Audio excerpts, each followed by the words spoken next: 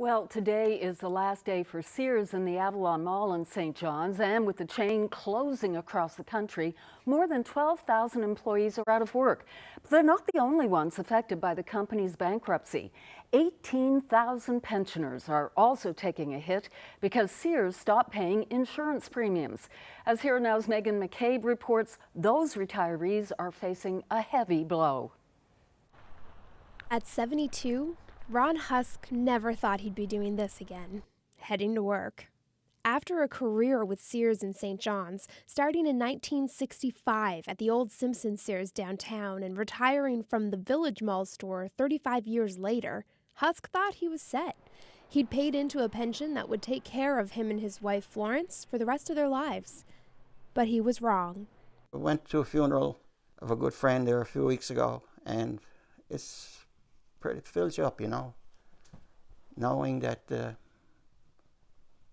going through things like this now, why should I have to do this? Husk would rather be home with his wife at this point, but with the pension plan underfunded by at least 20%, he saw the cuts coming.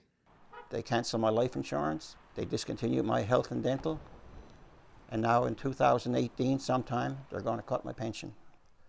That leaves me in a spot where, well, I'm going to need more money to make ends meet. At my age, I'm 72 years old.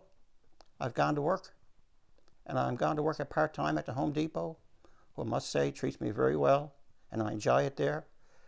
And I'll just have to stay there for a while. It wasn't always like this with Sears. Going through photos from his retirement party back in 2000, Husk says it was a wonderful place to work. When I was in the Village Mall, we had the big fountain downstairs, and all the seniors would be down around it. We used to call them the Gerard Hall generation, carrying on with them. You know, we were great friends with them. And they used to come up and say, well, you're soon going to retire. Well, boy, you're going to look back and say it went some fast. And they're exactly right. It went fast. We all look back at our life, it's gone. Well, that's it. But his appliance sales job was all commission, and it was stressful, so he was ready to retire, never dreaming the stress would follow him. When you're in your 70s, who wants to cut back on your finances?